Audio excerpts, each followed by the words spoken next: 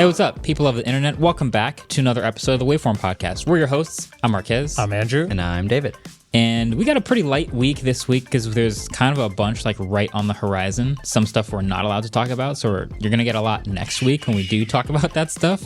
But, you know, we still have some interesting announcements and stuff. Polestar got a facelift. Twitter nuked third-party apps, and now two of my favorite apps of all time are dead, and it's making me really sad. And there's also some layoffs and things in the tech world that we can talk about. But first, we should recap this past week of a bunch of Apple products that came out that we did actually get to review and use. Because last time we talked about these, it was before we were allowed to reveal that we had them and that we were reviewing them. Now the reviews are out. So there's the M2 Pro. Great naming. So there we go. Some things never change. Yeah, this is evergreen. So M2 Pro and M2 Max MacBook Pro, those are really, the more I think about them, really tough names. Yeah, Mac and Max should never have been approved. Max. How did no one say that out loud? That's remote. M1 Max Mac. You know how we've been doing alliterations for the ending of a lot of videos? The name itself is M2 Max Mac. Yeah. That's a lot, right? Anyway, we reviewed them, and also the M2 and M2 Pro Mac Mini. I found the laptops, the M2 Pro and M2 Max laptops, to be excellent, to be an appropriately small bump up from the M1 Pro and M1 Max, which is not a surprise if you have those laptops. There's no need to upgrade every year. Those are great laptops, but you did get the improved efficiency. You did get a little bit more battery life. You did get HDMI 2.1. You did get a few more cores, so like better laptop. No shocking surprises there. Great. I am much more interested in and happy with the Mac Mini because that gives me like a new default Mac to recommend. It's $599 for the M2 Mac Mini, and you can use whatever display you want. And if you don't need a laptop, that's actually the one you should get. And then if you need more, then you can build up from there. So that's kind of how I reviewed them. They are both up live on the channel now. Any other thoughts on these Macs? Yeah. This just came out this morning, but the 14-inch base model has a slower SSD this time because it used to be 4 NAND chips and now it's 2. We saw this last year with the, I guess last year, yeah. We saw this last year with the M2 MacBook Air. It had slower storage speed because they use less chips. So you can't do sequential writing and reading. Right. So now it's down to read scores of around 3,000 megabytes per second. I was going to say. And write scores of about 3,000 megabytes per second compared to the almost 5,000 reads and 4,000 writes last year. Substantial downgrade, but 3,000 is still very good. That's what I was going to say. 3 gigs a second is still a lot. I see headlines like this, and I'm like, all right, it's slower, and the benchmarks are going to go find it, and it's going to be a headline, but will anyone actually using them need to make a different buying decision because of it? Like, is it actually a huge difference to like a problematic difference? Like, it's annoying if you're moving a lot of data and you get 2 gigs less a second. It's kind of annoying. But if you're working with a lot of big files, you may notice. Is that person buying the base version? I don't know. Yeah, but it still should be that. I was getting like 6,000. I remember doing my testing. Yeah, it's only on the 512 gigabyte model. Just the base. It's only the base 14-inch. Yeah. I guess if you only have 512 of storage, like if you're mad that you're not getting another 2 gig write speed, you don't have a lot of storage to do anything with that anyways. So yeah. I mean, yeah. If you're moving storage off of the main computer and onto an SSD, though, then the write speed's slower. Yeah, which you'll do more. True. Yeah, maybe it needs it more. Yeah. So it's annoying, but it makes sense. I think it probably saves Apple money to just use higher tiered storage chips instead of more smaller chips. That's exactly what it is. We may touch on this topic a little bit in an upcoming video, but that's a story for another day. We'll get to that video when we get to it. So the Macs are out. I think they're pretty good. My hot take is they're pretty good. Yeah, so excited. Spicy take. Super spicy. Yeah. All right. Well, we can talk about Mac Pro whenever it comes out because that's the last step of this. Actually, how long have you been saying that for? Well, also, iMac is like still weirdly just chilling on M1. Yeah, I don't think they see a point in pushing it to M2. Yeah, unless there's a Pro, I could see them waiting till M3, honestly. Because of how good the Mac Mini is, there's no reason to buy an iMac. Yeah, I mean, there's like stores that buy iMacs. Like there's this tiny like wine shop across the way from me that has an M1 iMac. Because it's convenient. Yeah, just as an all-in-one. Because they could buy a Mac Mini and a $300 monitor and then they save got money, cables but then and they have a stuff. cable. Exactly. Yeah, I think there are a lot of people out there who like. They just need a desktop computer. Exactly. Plugging in a monitor sounds so easy for all of us, but like if I were to buy a computer for somebody that I know I'm the dedicated tech person for, I would least amount of cables possible. One cable and an Fewest iMac. variables. Yeah, fewest variables. But then That's that where I person's would got go. a white bezel. I mean, I'm sure that person agreed. That person probably doesn't care about Guarantee you M2, but yeah. The wine shop owner does not care. She's just trying to sell wine. Yeah. She doesn't care. Fair. Yeah. All right. Well, it'll set it that. We'll wait for the Mac Pro. All right. Polestar 2024 facelift. I like some of these modern EV facelifts we're seeing. Every time I do an autofocus video on a new modern EV, it's my favorite thing to pay attention to, like how what that company thinks an EV should look like. And they all kind of have ended up with this minimal face with bar lights and sort of modern LED light patterns, especially when you turn on and off the car, things like that. That's become very common. And so I like to see, how they think about this type of thing. I would say a lot of cars are going this way in general. Like you're seeing, we were just talking about the Kia Niro before and how like there have been some out there because they have the hybrid version and there is the EV version, but like Kia's been going that route also. They've been trying to update their whole model, to get away from the old Kia and it be the new awesome Kia that I think a lot of people like. This looks great though. Polestar dig 2. this. I don't know how I feel about getting rid of they had like a meshed grill before and now they're just swapping to basically like it just kind of looks like a little like laser LiDAR system. I do prefer the old grill. Yeah.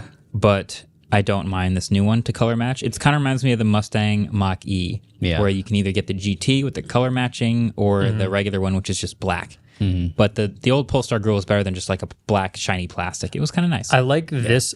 I think I would like this one better if that LiDAR sensor wasn't like right in the middle. Like a nose. Like I wish it was in that little gap underneath and then blends in with it because it looks like then it would look really nice. Yeah, it's strange. But just having this little dot on the front of the car is a little weird. Yeah. But other than that, I think this looks really Is it good. even a LiDAR sensor? Whatever it is, camera sensor. It's a hole whatever, for a camera or something. Yeah. Yeah, so it is a spec bump, kind of like the new laptops. So it's got 300 miles of range on a single motor version. It's a slightly larger battery capacity too to get that 300 miles. It can charge at 205 kilowatts, which is higher than the previous 155 kilowatts, so that's good. The dual motor doesn't get a bigger battery, but you do get better performance, 299 horsepower and 361 pound-feet of torque versus the slightly lower numbers of before. So the rear-wheel drive can do 0 to 60 in 5.9 seconds, which is kind of quick. It was 7 seconds before, which is, that's a big difference. It's a pretty big difference. Once you get under 5.5 seconds, you start to get to like sports car territory. This is like decently quick. Yeah. And there's also now a rear-wheel drive version, so that was new. We didn't have a rear-wheel drive version before. It was just the all-wheel drive Polestar. So I like it. Yeah. I think price tag is going to be all of the killer, like the most important thing about this. And I don't even think this is a hot take either, but like Polestar is in my top 4 favorite EVs, period, on the planet. Do you think it gets much of a price bump or difference? Because this like feels like this is the new thing that I think is really interesting in EVs is Tesla's been around the longest, so we see it in that. I don't know if everything else will do it, but are we going to get the 2023 Polestar or are we just going to get the Polestar 2 updated, like Polestar Gen 2 where it doesn't really say it? And I think because it's a small facelift, it can be kind of like the M2 MacBook Pro, fall into the same price tag, but just be a little bit better than last time. I wouldn't be surprised if this falls into same price tag. Yeah, they added wireless chargers and driver awareness features as standard now as well. Something that was annoying with the Polestar is that it started at a pretty good price, but their add-on packages all costed a lot of money, and there were features that were standard in a lot of other EVs. Right. That Especially was frustrating. Yeah, and it was like $6,000 to add like wireless chargers and the driver assistance stuff. Oh, yeah. So you're actually saving quite a bit of money now that they're like bundling that stuff in, which is nice. Good. Yeah. Yeah, I like it. I'm into the Polestar. My top EVs as far as like overall package usability are Tesla Model S, right above Porsche Taycan, right above Rivian R1T, and then Polestar, as far as ones I've tried. I really think Hyundai and Kia are going to, like, I still think they're just really doing good. so well. But the materials and the overall build of the Polestar is better. Really What's good, the price tag on a Polestar? It's like starting at 50. Those are around upper 40s, 50s easily. A lot of them are in the 50s. Yeah. So it feels like it. Like the Ioniq is nice, but it isn't built as well. It's surely like downgraded from that, but it's What is it? It's far cheaper. Polestar starts at 48,400. 48. Yeah. Yeah. Also, they just feel sportier than the numbers. I don't know what it is about the way it drives. It feels like a Model Y type of drive. I do have to say, is good. the thing I don't love about the Polestar 2 is it's like really close to like, it feels like it's the crossover between a sedan and a crossover. Like it feels a little bigger than a sedan, but not quite a crossover. So I'm really, really excited for the Polestar SUV, which I don't know if they're official renders or like officially what the car looks like yet, but it looks fantastic. Like this, but actually in an SUV version, I think looks way better because this still has that weird like chunky back end that like kind of looks like it should be. I don't know. Storage, like a hatchbacky type thing. Yeah. Yeah. My only concern is the SUV going to have like the same battery and everything because then it's going to get less range. It will get, so that's a question. It probably will also have to have upgraded tech because there's some. Is this rumors still? 2023 Polestar. I've got a CNET article that's saying 500 plus horsepower, 300 mile range. That would imply much improved batteries. This battery that they're getting ready for the Polestar 3 is what they're adding into this facelift Polestar 2, and that's why it's getting better battery, or is it just because it's now they're doing a single motor and you just get better efficiency out of that? But that's like it's a pretty significant battery bump, right? I think there's a bunch terms of smaller. range. It's not way bigger, but it moves at like 30 more miles. It was what, like was it 240 before? I think it was above 250. Oh, okay. It was one of very few that It was might above just be 250. rear wheel then. It's 82 kilowatt hours versus 78. So like Okay. Slightly more. not massive, but percentage wise, it's fairly decent. It sounds like an accumulation of a bunch of small factors. Like a slightly bigger battery is one, slightly more efficient motors is another, slightly, the facelift is probably better for aerodynamics, honestly. Like a bunch of little things added together equals 30 more miles of range. Cool. Faster charging, I think, is actually more important, but I'll take it. Yeah. I'll take it. Also, last thing on this, did you feel when you drove the Polestar the range was very accurate when you were driving it? Ooh, that's a good question. Usually, this was very early in my testing, so I don't remember as well. I do remember on paper it being one of the only ones with 250 plus. Like a lot of the ones we saw coming out were like, oh, we'll have 220, we'll have 240. Yeah. But I don't remember exactly how accurate it was. Good. The rest of the experience was great. Good drive, good software, like good space, good materials and build and everything. And I like the way it looks. So I hope it is accurate. I guess my question being is like, I always like that number 300, but when Tesla was the only one over there, I was always like, well, 320 is like 300. So this at 300 is like, is this a really accurate 300 or are you going to get under there? And this is being super picky, but 300 seems to be that great number. I would like to test it for autofocus. Yeah. The Rivian, when I fully charge it to 100%, says 303 on the dash. And I have full confidence when I leave the driveway, I can drive 300 miles. Okay. I am not the same amount of confident with a Tesla. So we'll see where this ends up being on the spectrum. One thing I've been thinking about, do you think that this is like, are we getting too used to a car being tech where every update we're expecting bigger things? Because this seems pretty iterative. I like this. So this is one of the things that Tesla does that a lot of other companies don't do, which is obviously there's a bunch of paradigms that they don't do, but having a new model year every single year in a mature category ends up feeling like kind of pointless. Yeah. Like it's getting to that point in smartphones where we get a new model year, boom, Galaxy S23. Okay, let me compare versus last year. Is it worth an upgrade? Not really that important, right? I think if it's slowly improving over time, then it's like a piece of tech. Like it'll always get a little better, a little better, a little better. And sure, that means that there's going to be some facelifts that are bigger bumps than others. every few years, And you kind of want to make sure you don't miss one of those and buy right before one of those. But I like the version of a car that's slowly always improving over time instead of waiting, new model year, waiting, new model year. Just sell people the best car you can make, and if it gets better a little bit month to month, then I'm happy. Yeah, I think there were like two kind of like ideas towards this. You've got the like PC companies, for example, the Razer Blade. It's always Razer Blade 2022, Razer Blade 2023. They're never like, the brand new Razor Blade. It's like they just say the model number because the year number, because it's pretty much the same thing, and they have iterative upgrades. But until they like make a massive refresh, they're not going to make a big deal about it.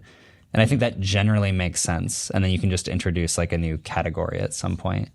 Cars in general generally do like a 4 to 5 year like generational upgrade where it's like the 2020 Hyundai Elantra. Hyundai Elantra 2021, and then it's like at 2025 it's like big facelift, like more distinguishable between the two, not the like little tiny, like right now between my Forester and last year's Forester, like would be very the similar. Headlight, there's this like little tiny difference in some of the trim. But does that work for EVs when it's like a tech thing, basically? I think it does. I think it does. I mean, like, I think so. If you look at Tesla, they kind of have generations. Like if you look at Model S, we have Plaid now because we call it like kind of the drivetrain is the way we name it. But the previous one was the Raven Model S, and before that there was just kind of like the new refreshed nose cone.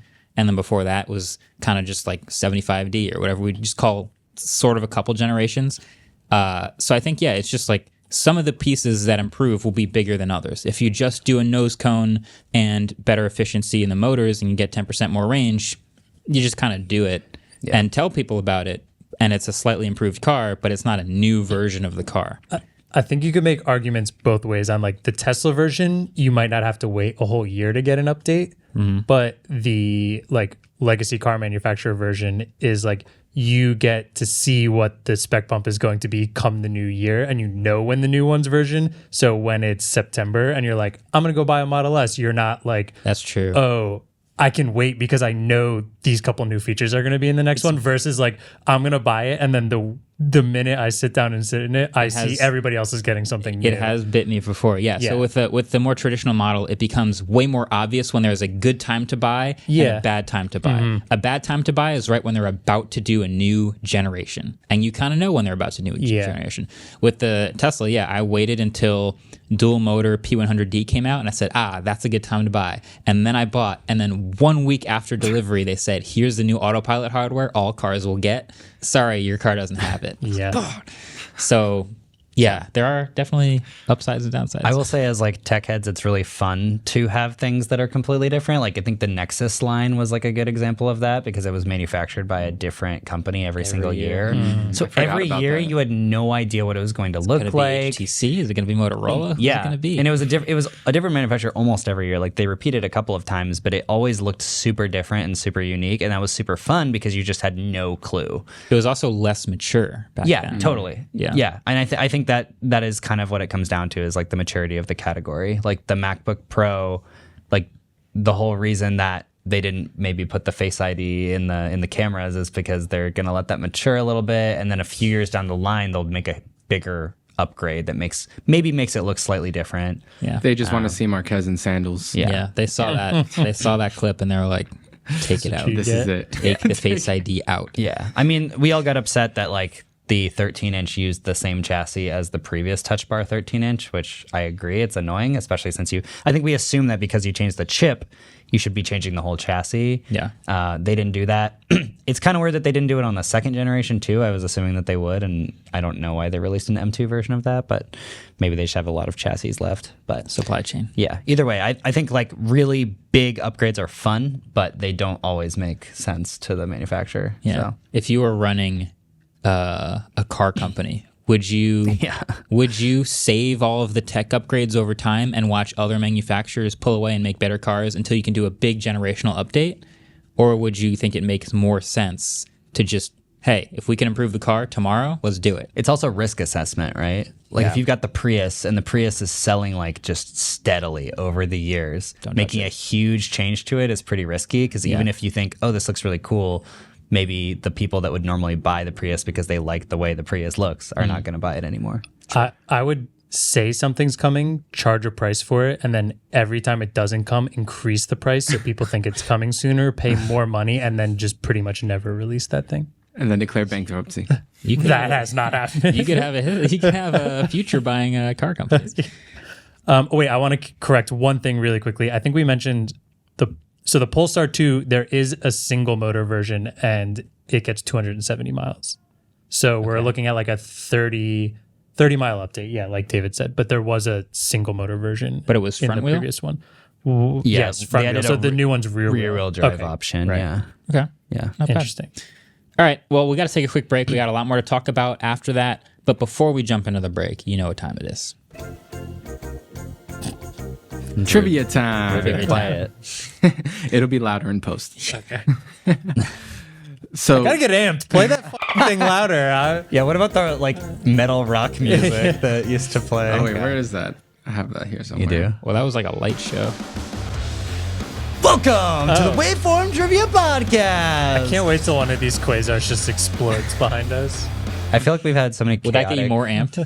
That it did, honestly. We were feeling a little low key here. Shards Yeah. of glass in the back of your neck. We've had a lot of really chaotic, high energy episodes recently, so I feel like the lack of an busy news week is okay. It's a nice little calm before the storm. ChatGPT wrote this whole episode. Next week will be chaotic. All right, again. trivia. So guarantee we've been talking a lot about Apple recently with the MacBooks and everything coming out, the HomePod. So I did a bit of Googling and came up with a question.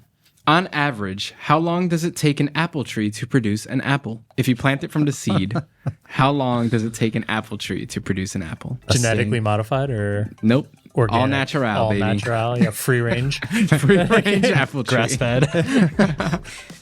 I know nothing about this. This is a tech trivia. Yeah, this is not a tech question. It's tech adjacent. Somebody's going to know the answer. Sure. In the meantime, be right back.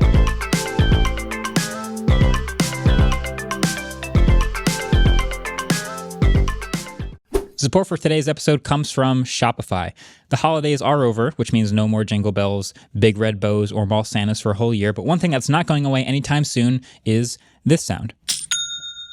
That sound marks another sale on Shopify, the all-in-one commerce platform that can help you start, run, and grow your business. Shopify makes it simple to sell to anyone from anywhere. So whether your thing is vintage teas or vegan cookies, Shopify makes all things commerce easy and simple for business owners. So create an online store that captures your vibe, welcome a new customer base, and cultivates loyal fans.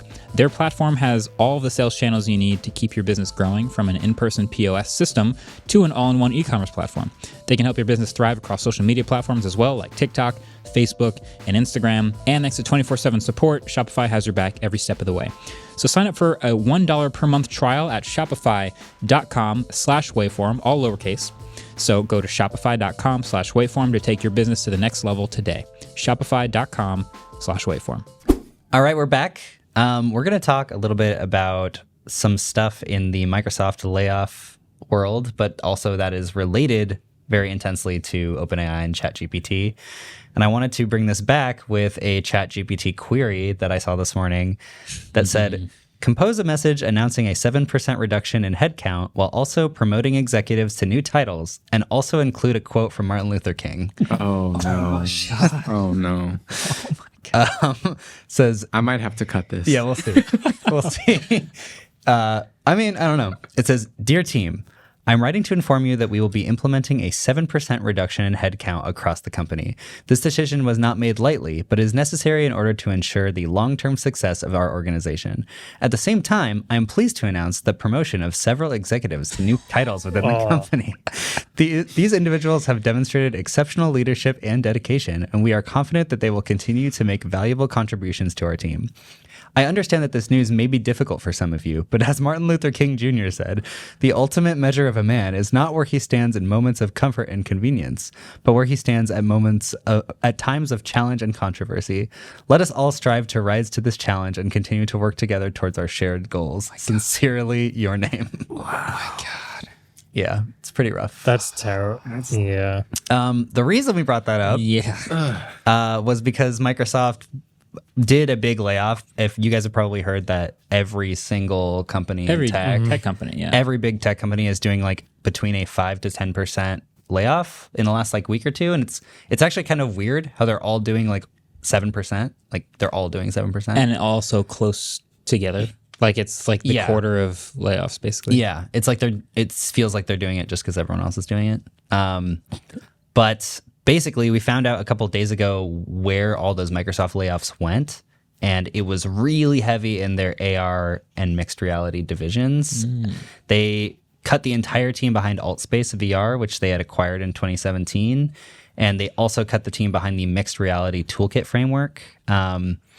So it seems like they're kind of my interpretation of what's been going on is that because Meta did their whole Meta transition in 2020 and the economy was not falling apart yet at that point, everyone started pumping just a ton of money into metaverse stuff because they didn't want to miss the wave if Meta was right.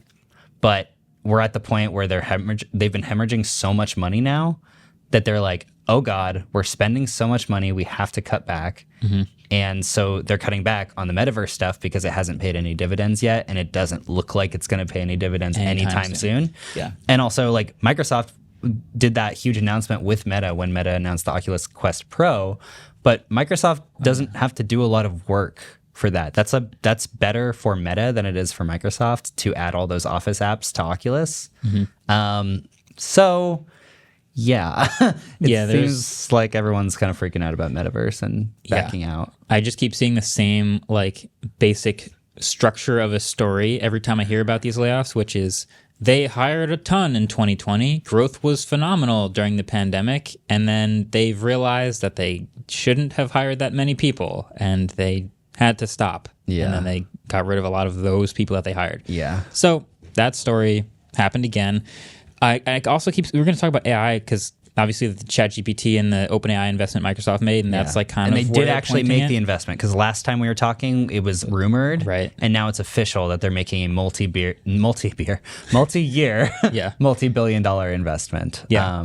So I think that they're moving all of their money away from metaverse stuff and into AI stuff because AI is clearly going to start paying insane dividends very soon. Yeah. Whereas anything metaverse related is like 10 years down the line and they can't deal with that yet. Like they just can't expend that much. Yeah. I saw a story recently of like ChatGPT like passing an exam. Like a college professor gave ChatGPT an exam and it got like a B- or something, which is kind of funny. But I really appreciated one take from a professor. I think the question, this is probably an NPR article someone's already heard because I heard it this morning.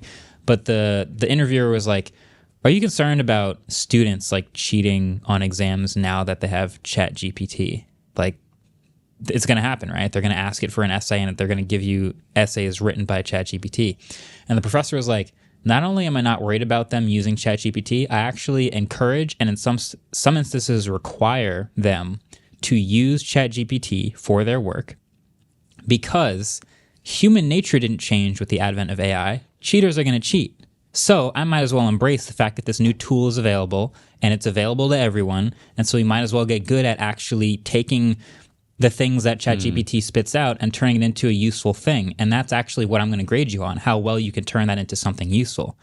And I thought that was really solid because that's what real people are going to do. And you do have to go through what it says and like fact check stuff and make sure stuff is right if you don't want to get caught for cheating. Yeah. But at that point, you're probably learning the information potentially better than I think that's why he's saying that, right? I did a bunch of online courses that I already failed in college, and I wound up not wanting to fail, so that helped a little bit. But like in my, advanced research right around test time, I seem to remember those things better because I was like good at searching the internet and finding stuff rather than listening to a teacher drone for a while. Yeah. There's just like I fully see ChatGPT specifically as a tool to use. And there's no way that I write video scripts. There's no way I'm going to input a prompt into ChatGPT, take that and say it on camera as if it's me. But what I am actually doing more now is using it to help brainstorm things, whether it's an alliteration at the end of a video or a couple extra points to back up something we've been researching already. I hit the mic, sorry. That's a useful tool to figure out a way to bolster these things. And I think regular people are going to do that anyway. So whoever that professor was that said that, I'm fully on board. I back you with that. Get good at using these tools because that's going to be valuable in real life. But also, you're not going to be able to, if you're in class, you're not going to be able to like use ChatGPT when you're writing on a piece of paper.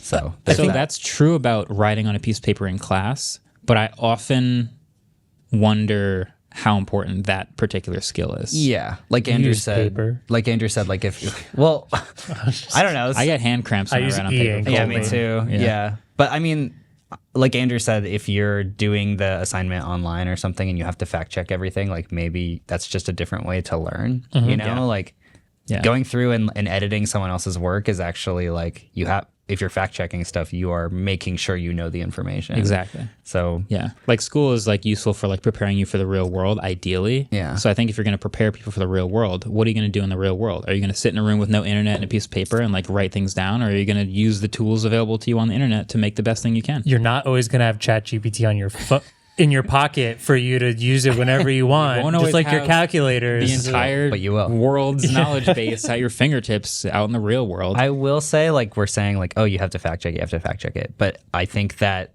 what every company is doing right now is just trying to increase the accuracy of their AI language models. Like, Google intentionally has said that they don't want to release something until they have, like, an extremely high confidence interval that it's going to spit out accurate information.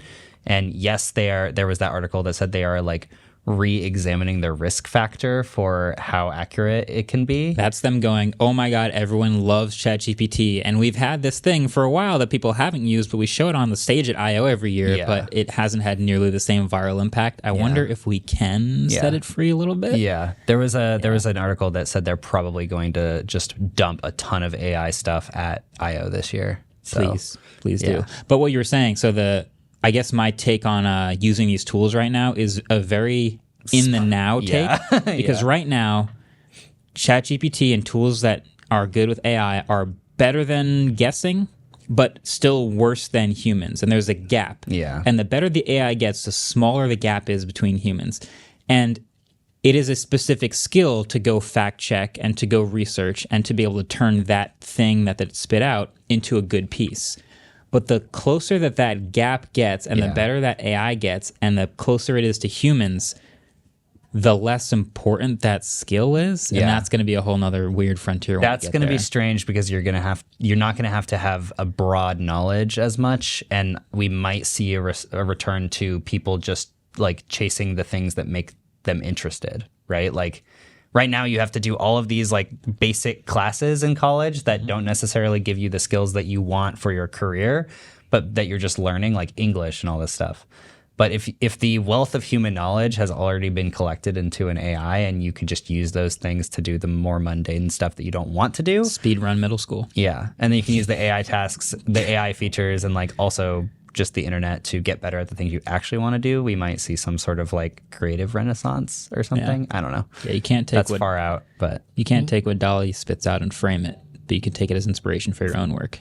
You could frame it. But what if DALL-E gets so good that you can just frame it? Actually, well, I visited my sister for Christmas and I went into one of her rooms and her husband has all this like space art on the wall. And I was like, oh, this is cool. Like, did you buy this on Etsy? He's like, oh no, I put it into DALL-E and then I printed it out. Oh, whoa. Yeah, and so like he has like 5 paintings on the wall that were all made by DALL-E. That's kind of dope. I like that. That's a very specific moment in time when DALL-E just spits out like kind of pseudo art and you're just like, yeah, that's good enough for me. Yeah. Yeah. It was all like trippy space art. That's good enough like, for me. It's abstract, but it kind of looks like space and you're like, yeah, I like that. Yeah. I do think we're saying how like it's getting better than guessing, but not quite human. It's going to incrementally work and get harder and harder to get closer and closer. And like right now, there's a tweet going around the other day that was like technically right, but not totally right about it passing a bunch of exams, but it was actually like 50% on like the bar exam or something, which is not quite passing. And then that was only one part of it. So it's doing a bunch of these exams, like you said, B-. Yeah, is that impressive? It seems like good. I don't know. It said a medical license exam, the bar exam. Apparently, none of these were really like a good passing grade. The bar exam is really hard, though.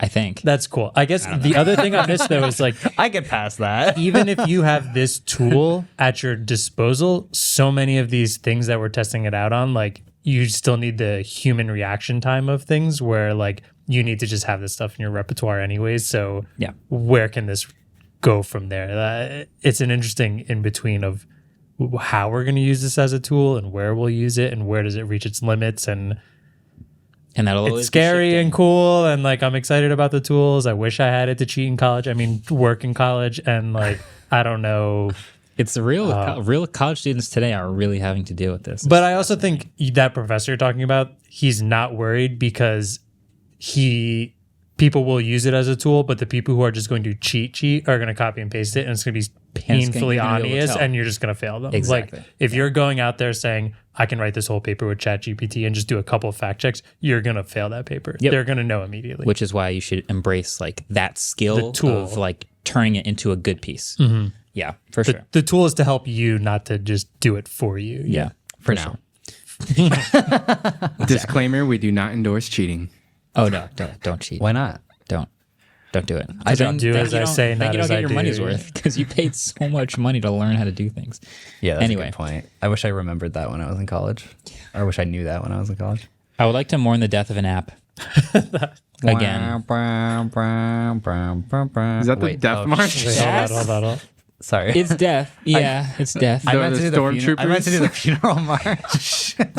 I already lost Dark Sky. This was so painful. But Dark Sky, we had this 6-month ramp where it was like, Apple looked us in the eye and they were like, we're going to murder your favorite weather app at the end of the year. So get ready. Yeah. And for 5 3/4 months, I continued using Dark Sky like nothing was going to change. And then on December 31st, I had an existential crisis and I was like, oh my God, Dark Sky is going to die. What do I do?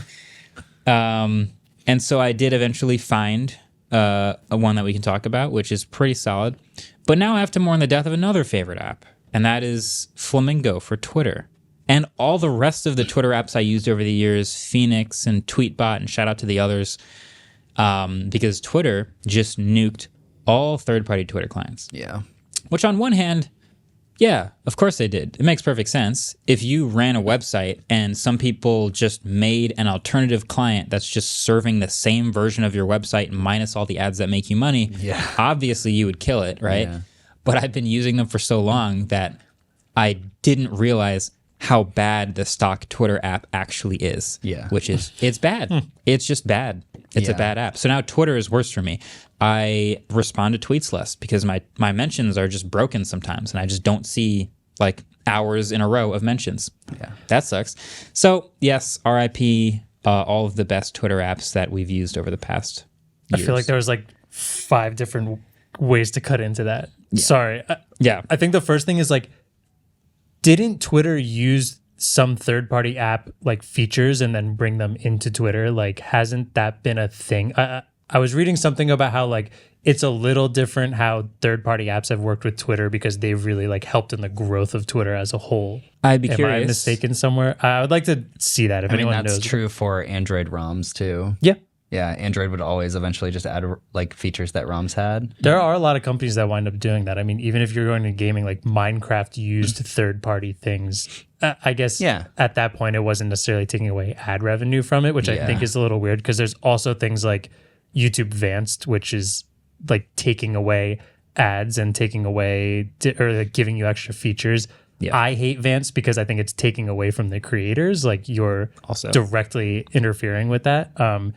Twitter, but yeah, I think I'm pretty sure Elon found out third-party apps took away ads and was like, nope, later. Yeah. Well, they also have their first interest payment coming up at the end of the month. Yeah, the end of the month. I think they owe $1 billion. It's like $1 billion every time. Yeah.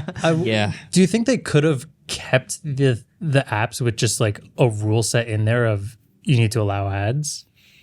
I think like it you was need to allow easier. our ads. I think there are so few people work for Twitter now that it was just easier to just pull all the keys. My other assumption is like, did the API team that was like updating for these Twitter apps just get nuked? And then when like an update came around, it was time to like, there was something they needed to do with the API. And then just all of a sudden they're like, oh, we need to do this like blah, blah, blah thing for the API for all the third parties. And they're like, they're gone. So I think it was like just a back end thing because stuff's just stopped working for a week. And then they eventually updated. They updated the terms of service like a week later, which is really ridiculous, but exactly what I would expect. Yep. That's classic Twitter. What are the rules? I don't know. We're just gonna and change we can't them. find out because they're fired. Yeah, We're just gonna change them and communicate them a week later. Yeah. I will say, like, it sucks for all the developers that have just been spending like like over 10 years developing these apps, and then you just wake up one day and you're just like, everything you've worked on for the last decade is just doesn't work anymore. Like that's insane. Like I didn't think about that much until the other day, and I was like, all of those people, and that's their entire livelihood, is just like screwed. That's like if YouTube just decided to Overnight. stop allowing people to upload videos. Yeah. Or stop like paying ad revenue on anything. Yeah. Like, oh. Or even if, I mean, there's a ton of examples of crazy stuff. I just like, it was, the Twitter experience for me is just like, oh, I follow people. And then when I open the app, I just get a list of the things that are posted by the people that I follow. Super simple. Chronologically, great. And then you go to the Twitter app, and there's like a For You page, God, dude. and there's immediately an ad at the top, and then there's a tweet from someone you don't follow, and then there's a tweet that's liked by someone you follow, but I didn't sign up to see that. Yeah. And there's just this whole mix of things, and it's like I vastly preferred the Twitter experience in the third-party apps. Wait, what were you using before this happened? I was just using the Twitter app. So was I. And like I hate this, I can't believe I this. was a Twitter. well, it used to not be as bad. I believe that. It wasn't as bad. It used to be pretty decent. Yeah, that's a true thing I keep hearing, which is on my timeline, people would always be saying, "Is Twitter getting worse?" And I'd be like, "Nope, it's fine. Everything's fine. My app is working perfectly." But meanwhile, the stock Twitter app that everyone's using has been getting worse. And so now that I just jumped over to it, I just jumped into like a flaming room. Yeah. We eased into the pain. Yeah. Marques got booted out the door, elevator with no floor at the outside. When the API keys got dropped, I just got kicked out of the nice quiet room into like the screaming everything on fire room. Yeah. It was crazy how quick one of the app developers that made a super popular third-party Twitter app, like the next day after he got booted off, he released a Mastodon app. Is I it think a few Tweetbot? are. No, it's not. I don't. Tapbots. It's the I think it's Tweetbots. Yeah, does it's too. Tweetbot. yeah, okay. Tapbots did that as well. Yeah, okay, that's funny. Yeah. But I think that this kind of signals back to like an earlier time of the internet when like Reddit, for example, also has a bazillion third-party apps, right? true. And I think that websites early on didn't really expect for the app ecosystem to get so insane. It took Reddit a very long time to make an official app. They on iOS, there was the only popular Reddit app was called Alien Blue, and they just bought Alien Blue and turned it into the official Reddit app. And the Android one was, Reddit is fun, which I still use today, which I feel like feels weird that I'm not just using Reddit, but I've been using it for so on A long time ago, I used Bacon Reader, which felt like an RSS I was just going to say Bacon that. Reader, Shout out yeah. Bacon Reader. And then I used on iOS right now, I use Apollo. Or is it Apollo? Yeah, I think it's Apollo. And then on Android, the Relay for Reddit is like the best one. That's the one that I use, yeah. But I think that in the early internet, like when all of these Web 2.0 websites like weren't thinking about, oh, we need to make an app first experience, it made sense for them to allow third parties to make apps because it was just free work for them. Like it was allowing other people to drive them traffic. And they didn't really care. It's like, oh, other people are signing up for our service, using our service, being on our service. I think that's the key is you need to, through that third-party app, allow people to interface with all the best parts, especially the parts that make you money. So like people need to be able to sign up through it. People need to be able to, if there's a subscription, they need to be able to do that. If there's Reddit Gold, they should be able to buy it in the third-party app and Reddit gets all the money. They don't allow, I don't think. So that's interesting. Yeah. But that's I think why in those early days when the only real goals were like more traffic, where it's like, oh, this is kind of a green light because it's benefiting our one goal, so we'll allow it. And now if they have more goals, it's a little more complicated. Yeah. So Twitter has a very clear goal right now, which is cut costs and make more money. Yeah. And now that that's happening with ads, and there's an active third-party ecosystem that does not help with that, Yeah. bring them all over here. So now we're all over on the stock Twitter app. I mean, I think even if you want to go back a step to you were saying how like you don't really read your mentions anymore. Do you think part of that is because now people can pay to be verified and now your verified tab is like... No, I go through every single mention in order from everyone. So when we post a new video and I tweet the new video, literally like for the next hour, I read every single reply on Twitter from anyone, verified or not. Now, if I want to go to the mentions tab, sometimes it's just broken and doesn't show anything newer than 6 hours ago. So I just can't do that activity anymore. Maybe if I look at activity under the tweet, but some people will tweet about the video and tag me and that won't show up there. I won't see it. So there's just like, it's just a worse experience for me, someone who used a lot of Twitter, just in chronological order scrolling. Yeah, so. I think the verified stuff is, I still hate it. There's points where it felt like we're communicating with the other friends we have in like this tech YouTube space. And like, not to say if I'm going to just reply to something that I tweeted, I'll just look in that tweet. If I'm trying to see if like other people in our space are tweeting about things. Like with me, I can't see it anymore because I have dozens and dozens of tweets from like verified people that I'm like, did I meet them somewhere? Like, well, it's like, no, account. It's just someone random. It's not, I don't know. It's still a weird situation at that point. I think Twitter overall has definitely gotten worse. I don't know if anyone can believe differently. I'd be very surprised. Yeah. Maybe here's a positive note for this whole story. I did find a weather app. Oh, okay, cool. And that is, this is huge. It's huge for me. I mean, dark sky was my whole life. I was a weather committee on our Frisbee team. So Carrot weather app, it basically, and they tweeted at me a bunch of times after I was like mourning the loss of dark sky. They have a dark sky lookalike layout that's like hidden in the settings, and you can like enable it, and it looks basically just like dark sky. And so that to me was close enough. Like it's not exactly the same. Radar features aren't exactly the same, but it was close enough. And then it has a bunch of other cool features. It's got a bit of a personality. I open it up and I don't have my phone on. But it just reads the weather in a snarky way. It's cool. I think it's funny. I don't even use it, and I follow Carrot and the creator on Twitter because I just think they're funny. Yeah, they're funny. Yeah, it's good. So, if you were looking for that replacement, I think this is it. Like the stock weather app on the iPhone theoretically uses a lot of the same data and features. I think it uses dark sky data, but it's not the same layout. It's not the same set of features in the same way. Dark sky was such a well laid out app to me. So if you want to check out Carrot, it's got this like timeline view, I think is what it's called. And only iOS right now has the newest update that has that. Apparently the Android update is in the works, but I don't think we're seeing that till end of this year. So I'm using weather on iPhone, I guess. Yeah. I'm also realizing how different you and I are in a lot of ways. Okay. So like, do you know how you use a million different like tracking apps for like to-do list? And I tell me you use your alarm clock for not for weather app. But do you want to know how I check the weather? You look outside. What do you do? You definitely don't do that. No, nobody does that. I type in the like Google Now bar on the bottom. I just type like weather Carney, and then just like the top Google search has a top thing where you can still slide a slider and see stuff. That's what I just use for weather. That's mostly fine. It's temperature. It's cloudy or not. It's rainy or not. Like that's the basic info. But when I'm trying to figure out like humidity, what time is it going to start raining? I have a HomePod for that now. Yeah, it's true. Actually, debatable because it's inside. But You're like, what smoking hot, Andrew? what time? How much snow are we going to get? I know it's going to start snowing, but how much snow are we going to get? Right? Or I can see the storm on the radar, and I can see, it's actually currently raining where my sister is, and that exact piece of rain is going to come up to where I am, like that sort of stuff. Which maybe I'm just a weather nerd and I care, but like, I don't know. You do follow a weather YouTuber, so. Dude, Ryan Hall, I know his channel just blew up with a lot of the crazy weather we've been getting, but I don't watch weather on TV anymore. I watch Ryan Hall's videos, and he's a great weatherman. He's a meteorologist on YouTube. It's great. Wow. Shout out to Ryan Hall. Link down below. What weather app do you use? I do the same as you. I will say this table is dividing very hard recently. This is chaos. Psychos. I do sometimes look at the default weather app. I will say I had a really weird experience yesterday. Please laugh at me.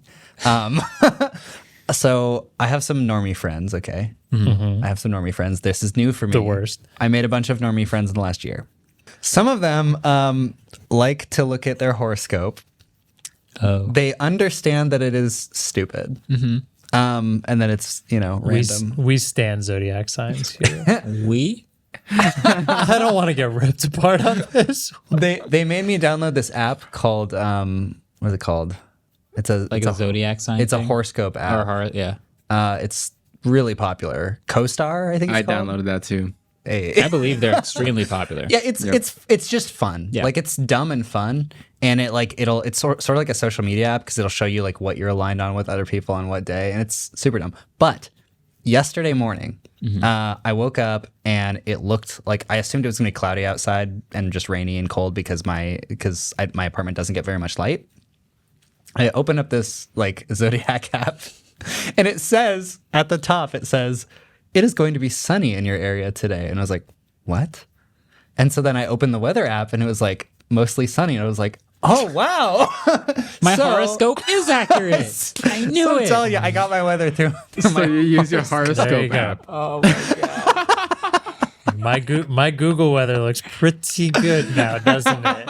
I don't know. Oh my it's god. it's On like the really tier list. The tier list of weather apps is My like horoscope Carrot, Overdrop, stock weather app, Googling the weather, CoStar. horoscope app. No, looking outside Looking and then outside. horoscope app. And then I don't think CoStar. we've ever needed an ad break Oh man. more than this time Look, right if you now. ever want to know the exact rate of precipitation, I got you. I got you. It's just like fun sometimes, you know? Yeah. Trivia. Trivia time. It's always All the right. transition. People are like, I'm not into it. It's just fun. And then later they're like, oh, this is so mean. I am a Sagittarius. That is such a Pisces thing to do. Oh god, that's so Scorpio. of Sorry. you. Yeah, direct the hate comments at these two. I'm sorry, and, guys. this I is shouldn't only be so me. controversial right Can of now. worms. Okay. All right. Anyway, when was Tweetbot initially released? That's the question. Think about it. Oh, okay. Let's do ad break, come back, and then do answers.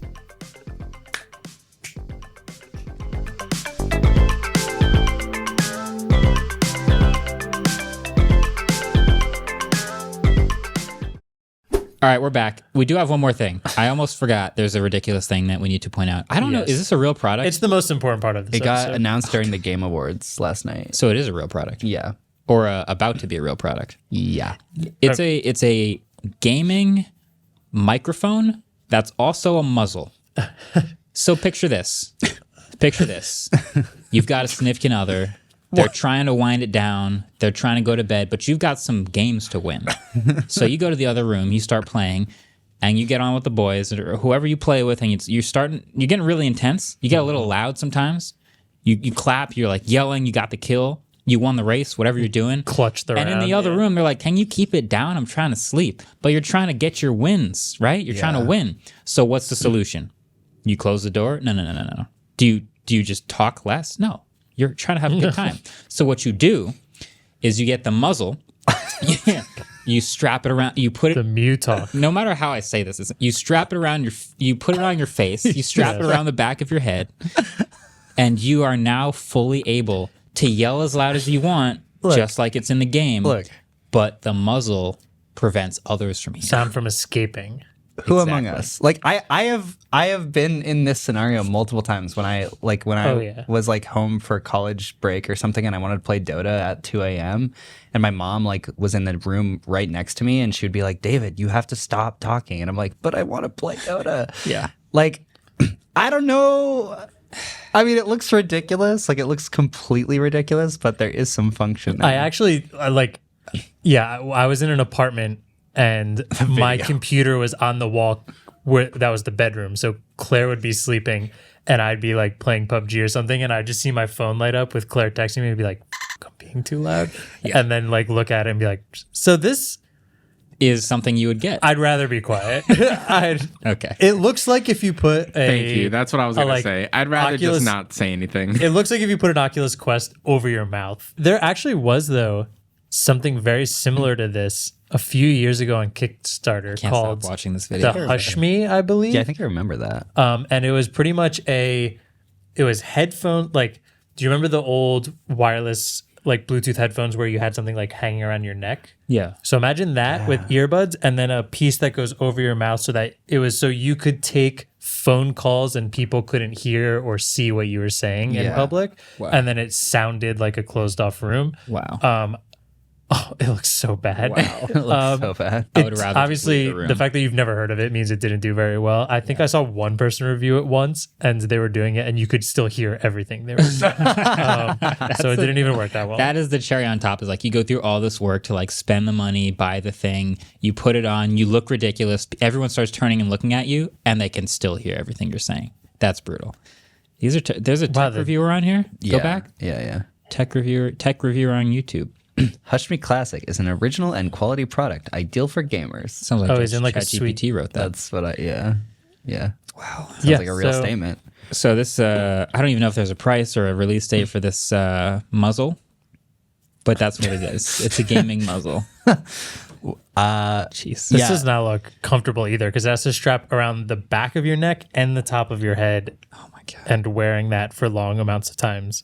I said this in Slack yesterday, but I really want to use like this plus the like triple monitor MacBook adapter and just bring all of this stuff into my cafe and just work all day with all of this stuff and just see what happens. Do you know what's just set up a 360 camera and just like capture people's reactions. The funny thing about this is it's not even like that high tech. It shows not at all a separated view. It's literally just a like piece of foam that has a microphone in it shoved in a box that you put over your face. Yep. So it's just foam that's absorbing it's not even like active noise canceling or like doing anything intense. And it's $200. It is. It's a microphone inside a box filled Is with there foam. enough ventilation? Like I would get concerned You about just pass out. I would get really concerned about Your just nose is like open. Oh yeah, you have to. It encourages nose breathing. I feel like That's the real benefit. yeah. The amount of crap that My would get in allergies there would from never let me do this. your mouth. Ugh. Well, that's what it's saying is that you can wash the foam later, I guess. But this is literally all it is. Wow. All right, cool. Well, We had to talk about it. I'm gonna use that on the subway. Mutalk, if For you sure. like, send us one. We'll definitely try it out. I will my God. definitely try it out. We will definitely try it. Why would you open that door? Oh, the I door want is the wide door. open. Yeah, the door has been open. Anyway. What's more open than an open door? A closed mouth. A door not even being there. Trivia answers. Trivia time. Is a door still a door if there's not a door on it? Because Trivia! it's still like a walkway that you can go through. I How think it's many an holes does a entryway at straw that have? point. One. Or 2. Marquez has 3 points. Yes. Andrew has 3 points. Darn. David in the lead with 4 points. Unbelievable. Also, quick correction from a previous episode. So I had as one of the trivia questions, what was Teenage Engineering's first product? You guys all said OP1, which I thought was the OP1, so I marked it correct. A lot of people on the internet thought it was the OP1 too, but Anton from Teenage Engineering actually reached out and said that while the OP1 was like one of their first major products, it wasn't actually their first product. Their first product was a modular desk lamp, and they sent me their old Tumblr page as proof, and it looks I love that. awesome. It's so cool. The fact that it's on Tumblr That's is how you- amazing. Yeah. They were put in probably Slack? hoping when this was on trivia that you would have gone to their old Tumblr page, and that's how you know it's a good trivia answer. I know. Yeah. Next time I'm going to start checking the Tumblr pages. I think it's crazy that no one else said like that was wrong. That somebody from the company had to Yeah. pull up a Tumblr page to tell you that Amazing. it was actually this. So I'm going to post this screenshot on the video. So if anyone wants to see, go Do check it out. we keep our points? It was all the same, so it doesn't matter. Yeah, you all said the same thing. So we could remove the points and it would be exactly the same lead, or we could just keep them. We'll I just say leave keep it. them. I say we keep them. Yeah, why not? Yeah. Okay. Anyway, argue. so on average, how long does it take for the average apple tree To get to the center of the Tootsie Pop. to produce apples? Oh. Yeah, close. Okay, wait, I have a question. Yes. Is that when the apple tree is already grown? No. It's from a seed when you plant it in the ground. From Jeez. seed to tree. Good God. What did From you guys seed think to would tree start? to producing another apple. Yes. Like, Oh, if that's a it very drops an different apple and then it answer. has to make a new apple. That was Yeah. my Oh, thought. Wow. Okay. Yeah. That's a very different answer. An apple tree. We might have to go closest one wins because Yeah. I have no idea. There's a range, so I'll accept any number within that range? range. Oh, Yeah, perfect. Well, it's on average, so average. All right. Wouldn't average not have a range? well, That's an average. What is That's the fair. A range. Give me the middle standard deviation. the median. All right, The mode. Are you Wait, guys I already ready? saw Marquez's answer. Just flip it. Flip it. Flip it Read good. them out. Yeah, what are you guys? Marquez? 6 to 9 weeks? I said 6 to 9 15 weeks. years. You- Wait, We have very different answers. One at a time. Read them out, please. Okay. Okay, I said 6 to 9 weeks. From a seed? From a seed? I bet that has like, I bet. Told you I have no idea. In 9 weeks, I bet you an apple tree is like a piece of grass. Barely. All right, Andrew, what did you say? I said 15 years. I said 3 years. Wow. The answer is 8 years. 8 years? So technically, David was David's the closest. yeah. Go. So David gets the points. Yeah. Did I say Big weeks? old I meant to write apple. years. That's what I thought you. 2 9 years. Wait, did you really mean to say that? Or No, you can't have a range. Yeah. wait, hold on. This is what an apple tree looks I'm like. gonna say 0 to 100 years. Do I at still get 9 it right? weeks. Wait, It looks like a little It's like baby a little- plant in the ground. Yeah. Like I could put it in looks my like windowsill. one little leaf that has come out of the ground. Look, I don't plant very many trees. We can tell. How long does it take for a human person to create a baby from a... Well, I know that. Next question. Okay. When was Tweetbot initially released? Like what year? Yes, I will accept year. I will accept date if you can get it. 2 points if you get the date. But I'll probably just take whoever's closest.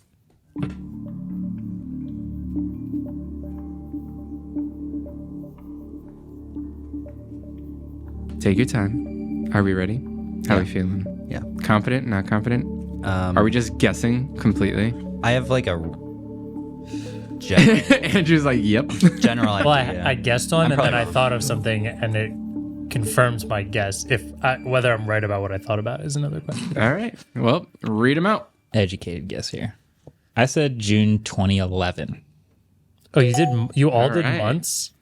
It is 2011. It is 2011. Oh, wow. I did October 2010. I did 2012. Dang, I was 2 months off. It was April 14th, 2011. Oh, wow. So Marquez got That's pretty it. close. See, I thought Yeah. the guy said after 10 years. More than 10 years. He said more than 10 Yeah. years. That's where I was wrong. Wow. All right. Yeah, I remember Tweetbot. It came to iPhone first before all course, the other yeah. platforms. Did you check their Tumblr? I feel good about that. I Wait, did not so check their Tumblr. so I got a point. So I'm Yeah. tied with David, I guess. No, Yes. No. because I got the last Yeah. point. You got the Apple Yeah. one. It's Marquez 4, Andrew 3, David 5. All right, noted. Do we want a bonus question? No. I would like if it's tech related. Yes. It is tech Let's do a related. bonus question. Sure. Let's do it Bonus right off the question. bat. All right. gosh. Yeah. Because Ellis isn't here, I'll wanna use his siphon. question. Perfect. My lead. So- oh, not Nella's question. Bonus question. Oh, God. It's an Ellis question. Oh, no. This is worth 2 points. Oh, wow. Just cause. Okay. The word pixel is a mashup of 2 other words.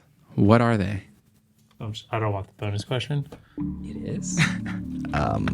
Pixel. Pixel. They're writing on their boards, looking very confused. David looks actually confident. I'm a little nervous.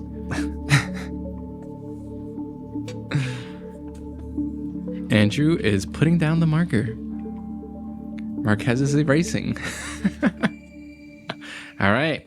Flip them, boys. That was so nice when you said all right with the music. Oh, like, yeah. All right. Read them out. Wow. I said picture element. That is correct. What? What? Andrew, what did you say? Pixel. David.